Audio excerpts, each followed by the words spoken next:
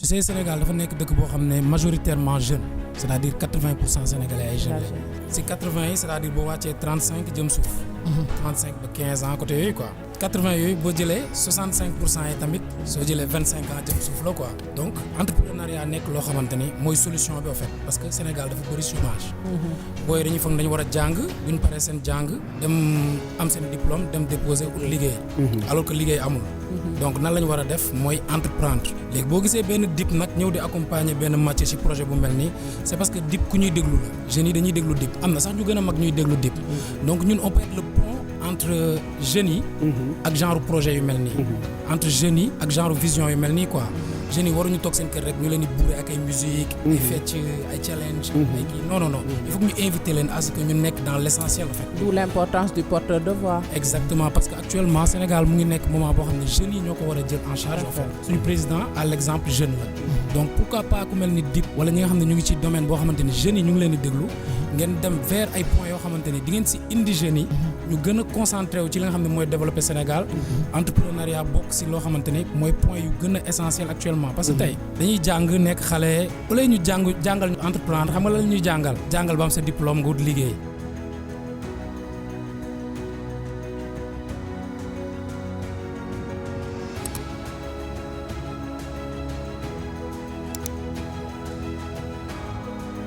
Ah non il vient pas des États-Unis bon. C'est la première fois muy génn télé man maa ko indi. waaw moom Sénégal la dëkk. Sénégal la dëkk. Ah d'accord dama bëggoon sax balaa moom muy présenter boobu. waaw yow yaa ñu koy présenter. waaw il faut ma présenter leen ko. non Mathieu sama rakk la. sama rakk la dama ko fekk mu nekk ci ay liggéey. ok. di yor agence de voyage am agence transport immobilière il n'a que 27 ans booy bu ndaw la.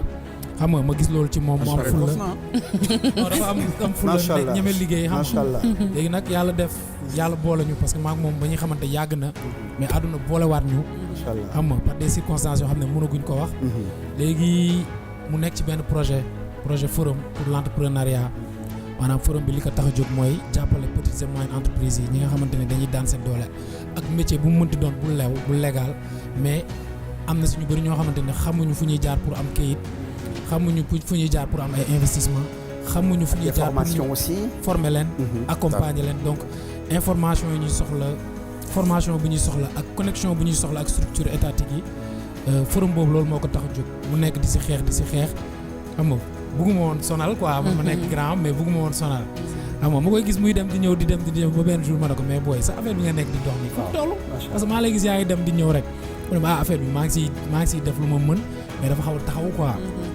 ma ne ko non bu fekkee loolu la kay da ngay jóg maa ngi yow ñu ànd dem daal def ñu commencé dem di fëgg bunt yi par benn xam nga affaire yi commencé ubbeeku ba pare yàlla dogal si man tamit ci gunge bu ma koy gunge noonu rek ma commencé découvrir tam beneen aspect boo xam ne mu ngi si man boo xamante ne découvrir ma ko woon c'est-à-dire pas Dip l'artiste mais Dip par exemple le businessman koo xamante ne day nekk si ay points yoo xam ne jege nañ société bi c'est-à-dire dem vers les décisions dem vers li nga xamante ni moom la jeunes yi soxla information yi jeunes yi soxla donc loolu laa gën a mën a wax nii léegi nii après mën naa ko bàyyi moom ma présenté wu après wax ci projet bi quoi mais sénégalais la fii la juddoo fii la màggee quoi. Très bien.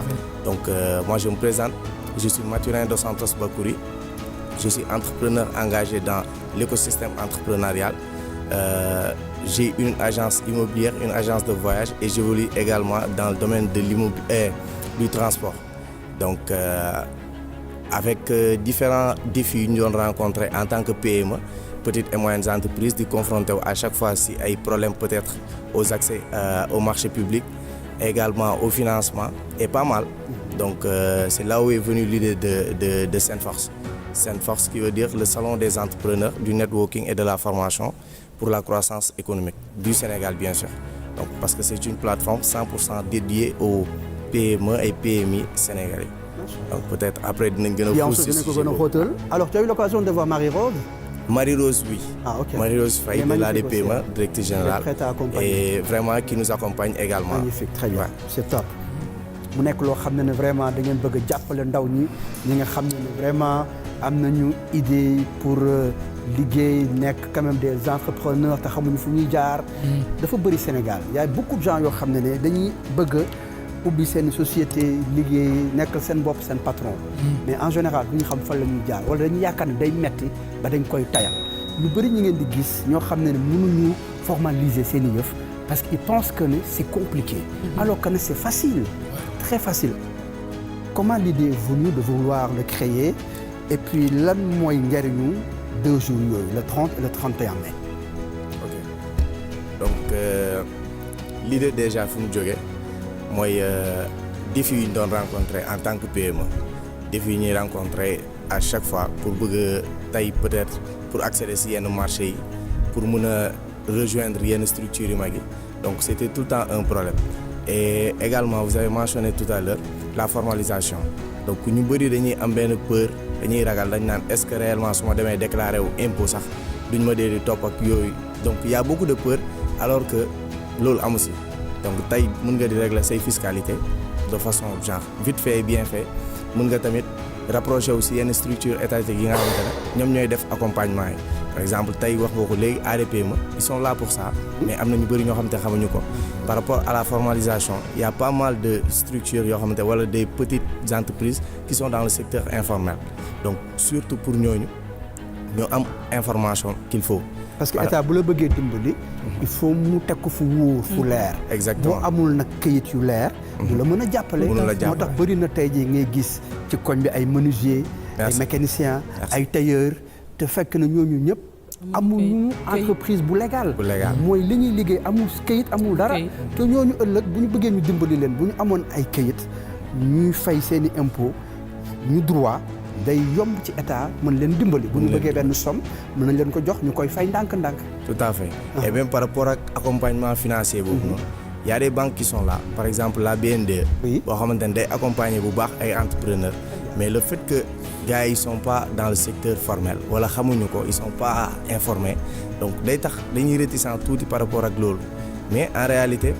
donc loolu moo tax forum bi ñu bëgg a teg y aura des panels qui seront animés par les experts de ces différentes structures par exemple l'APIX par rapport à la création d'une entreprise formelle. Bakary l'APIX va intervenir par rapport à l'accompagnement ADPME moom dina intervenir il y aura également d'autres coopérations comme la coopération allemande GIZ il y aura ANPEJ pour formation yi yenn kii les jeunes et il y a 3FPT également donc il y a pas mal de partenaires yoo xamante ne ñoo ñëw exactement nga xam te ne ñoom ñooy ñëw pour intervenir ci côté boobu noonu après il y a le B2B entre différentes entreprises donc aujourd'hui gars yi li ñu gën a am mooy ku nekk concurrence mooy gën a bëri alors qu'on peut avoir l'aspect peut-être de collaboration entre PME donc loolu tamit mu nekk loo xamante ne on va donner la plateforme il y aura cet aspect également de B2B qui va faire de telle sorte que entre PME il y aura peut-être des collaborations c'est ça. mën a associer seen biir. alors Sophie. salon bi c'est payant ou bien. non salon bi par contre c'est pas payant c'est payant pour les entreprises qui vont venir par exemple. ils auront de la visibilité. et également. participer voilà. pour am ay stand ak yooyu. exactement et ça c'est réservé juste pour les structures étatiques. d'accord. et eux vraiment ñoom li ñuy def mooy accompagnement la ñuy gën a def. après yeneen entreprises yi yu ndaw yu bëgg ñëw teg seeni B2B il y a des packages pour eux également.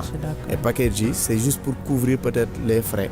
par rapport ak ñoom besoin bi ñuy soxla dinañ soxla ay table dinañ soxla ay roll-up ainsi de suite donc pour loolu noonu lay doon. tout à fait donc le but c'est ça même parce que tey ñoom bu ñu ñëwee dañuy assister ay panel dañuy assister ay masterclass yoo xamante ne peut-être dinañ leen won yoon bi dinañ leen orienter par rapport ak loolu pour que suba ñu mën a jot peut-être ci financement yi ñu mën a demander également déposer ci marché public yi parce que ñëpp ñoo ci bénéficier wu après nag boo nekkul dans le secteur formel à un moment donné yaay taxawaat naan non marché public yi ñun jotuñu ci alors qu'en réalité il y a des offres yoo xam ne dañ koy def et c'est pour tout un chacun c'est pour tous les Sénégalais. d'accord côté Dip juste benn question bu ndaw rek. kontaan nañ amaat la encore une fois. d'habitude ñu daan gis Dip ci scène musicale hip hop bi. il fait partie des meilleurs comme ni ko ñëpp di waxee. tey mu amaat beneen casquette boo xam ne gis nañ ko ci yow. casquette bu un peu différente. parce que déjà xëy na dina xaw a jaaxal sax yenn Sénégalais parce que amuñu image wala habitude di gis suñu artistes yi di dem dans l'entrepreneuriat et tout. parce que aux États-Unis wala foo mënti dem. ñoom ils sont dans le business carrément. que boo mëtu sax ci seen musique bi ñu nekk. tey en tant que ténor ci côté bi nga nekkee.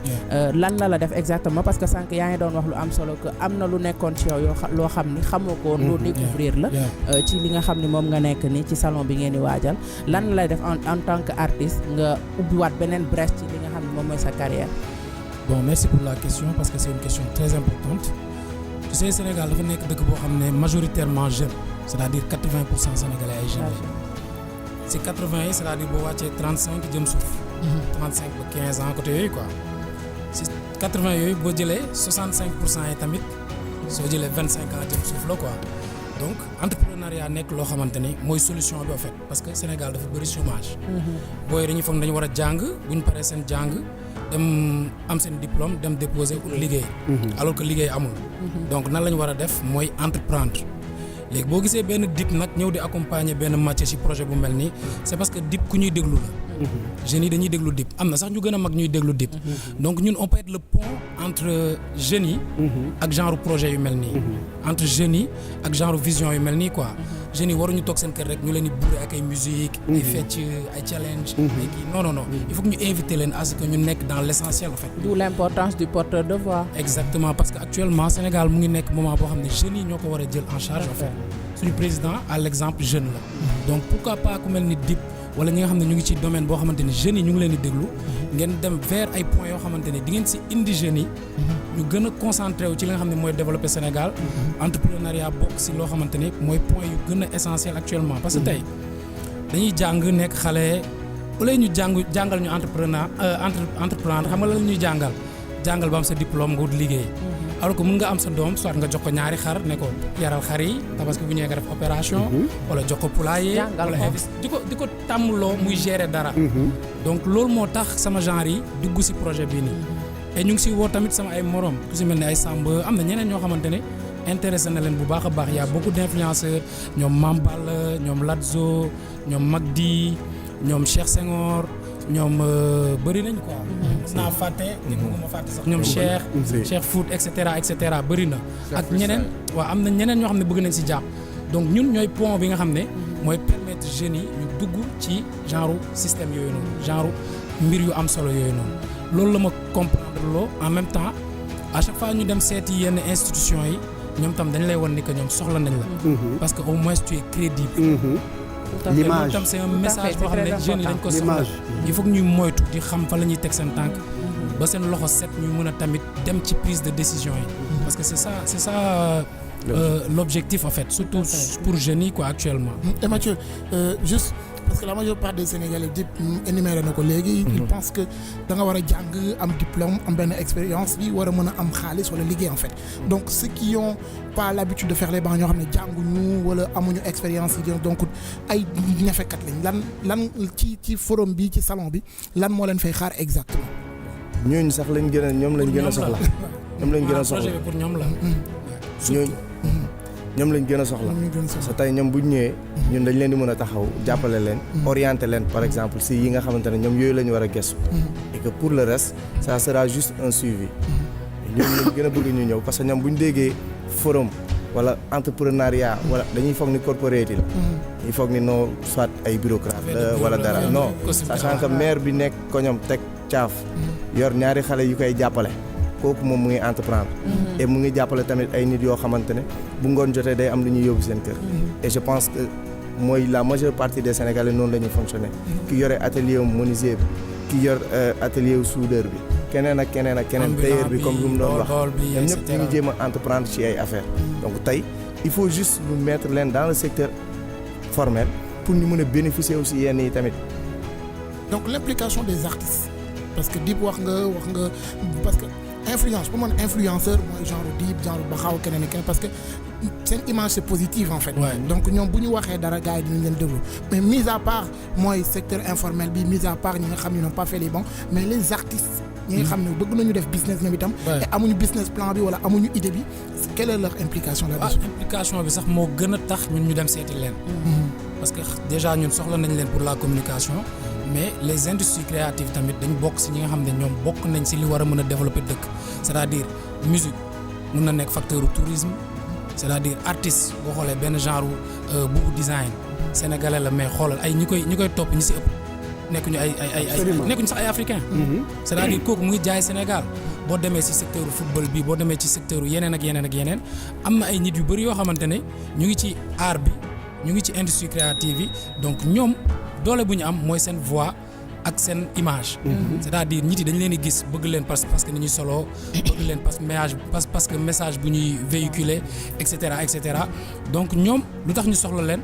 booy ñoom tamit ils peuvent entreprendre au fait ñoom tamit mën nañ am ay projet yoo xam ne dañ si am yeneen nit parce que ñun ñëpp ay entrepreneur lañ man tey ki may liggéeyal studio muy defar beat bi su paree ki may defaral affiche su paree ki may indil sono su paree su may woy DJ bi taxaw si ginnaaw su paree fans bi di dagg ticket maanaam ñoo ñëpp am na loo xam ne mën nañ ko yóbbu seen kër te day am ay liggéey yoo xam ne day am ci biir quoi donc loolu moo tax ñoom tam ñu woo leen pour ñu xam ni que ñoom waruñu yem rek seen domaine di def seen ay vidéo wala di def seen musique mais pour ñoom xam ne ñoom tamit mën nañ influencer ñeneen ci message bi ñuy def nii quoi.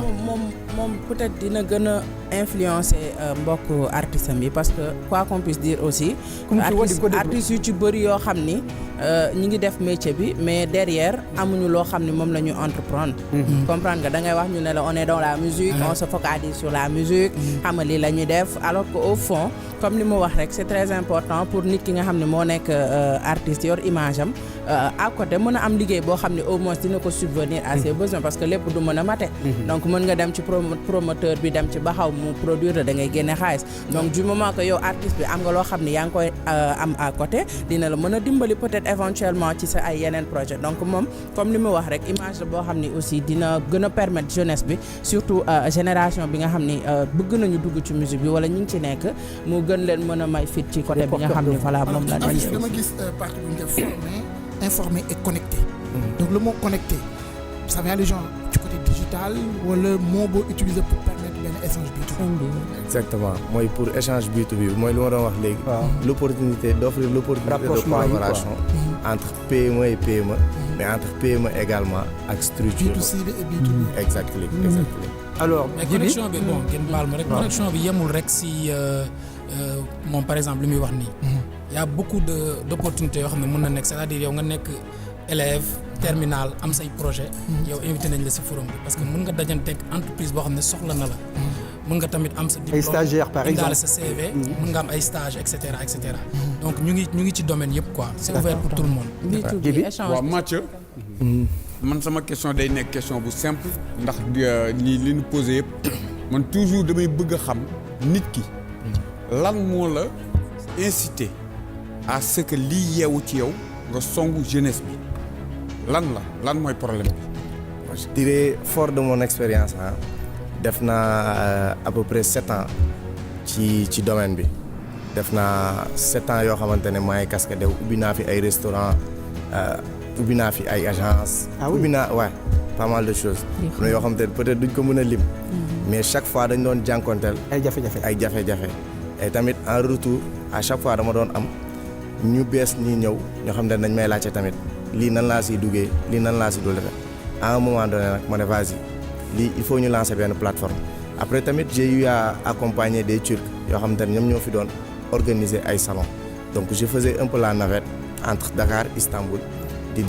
si organisation forum yi donc foofu tamit am na lu fa sokkee ko ma ne lii pourquoi pas pour suñu dëkk tamit ñun ñu am plateforme bu mel nii. donc yow da nga gis ni am na ñu doon ñëw di jàppale jeunesse bi or que tey jii yow war nga taxaw nekk ki nga xamante ni yow yaay jël flambeau boobu doxal ko. tout à fait man nag lenn moo ma jaaxal ci yow ak Dip. dama leen di fekk ci ay béréb yu bare yoo xamante ni ci wàllu financement yéen xaalis. leen yoole de. non sincèrement non booy yi bi may mujj tasanteeg Dip ak Mathiem yi ñu ngi toog ak benn financier koo xam dafa yor ci wàllu koppar ci wàllu financement ak yu demee ni ko noonu man toujours ci yéen ci yooyu laa leen di gis ci wàllu xaalis daal wàllu financement yéen lan la. nga baal ma rek Mathieu. Merci pour question boobu bon je sais pas ndax pour man la wala pour Mathieu. waaw pour yéen ñaar ko bokk benn ngeen waaye man ma njëkk a tontu. waaw tu sais ñun ñaar boo gisee sax ñu ñëw toog fii nii c'est pas pour ñun ñaar mais pour les jeunes. il faut que ñu jéem a xëcc jeunes yi wax leen ni que am na leneen lu am lu dul lu ñu foog quoi wala lu ñuy gis. tu sais ñun ban malchance la suñu jeunesse am mooy dañ tomb ak benn époque boo xam ne information yi ñu jot dafa bëri. c'est-à-dire yow boo yeewoo ba taal sa téléphone li ngay jot ci information dafa bëri. Instagram lu mu lay jox TikTok lu mu lay jox Snapchat lu mu lay jox YouTube lu mu lay jox Twitter lu mu lay jox loolu yëpp xajul si nit. donc loolu mën na la pousser ba yow da ngay réer ci sa fonctionnement en fait. ci sa objectif àdduna quoi. moo tax léegi day baax tam ñu gis seen ay morom yoo xam ne ñoo bokk ak ñoom âge wala bokk ak ñoom si zone yu ñu jugee parce que ñun Grand Yoff lañ jugee. te Grand Yoff lan moo fa am lan la ñuy wax si Grand Yoff. sànq waa ji mu ngi koy wax ci Kër Massar xam nga ay voilà mooy loolu jaruñuy dugg si affaire yi quoi ay sembre rek yooyu noonu jaru ko mais day baax gars yi di gis image yu mel noonu. ci booy yi jugee zone yooyu. nga xam ne ñoom dañuy gis loolu ils vont se reconnaître en fait dañuy xam ni que voilà donc pourquoi man may toog sama coin rek naan non dëkk bi état bi duñ jàppale wala kenn duñu lii kenn duñu laa déedéet il faut que ñu jóg dem vers l'essentiel quoi. non bàyyi ma lii donc pour wax rek yoole na leen de. pour répondre directement à la question ñun par exemple tey li ngay wax ni tase nañ yëpp ci ay structure dëgg la mais amagul jusqu'au jour d'aujourd'hui benn structure boo xamante ne levé na ay fonds mu jox ñu amul tout le temps on essaie de trouver genre le pont kii lan lay def financement lay def ok lan nag lan mooy tax mu financer la ok information yooyu man bokk moom lañ nekk di absorber boobu léegi amul benn financement bu génnagum ñëw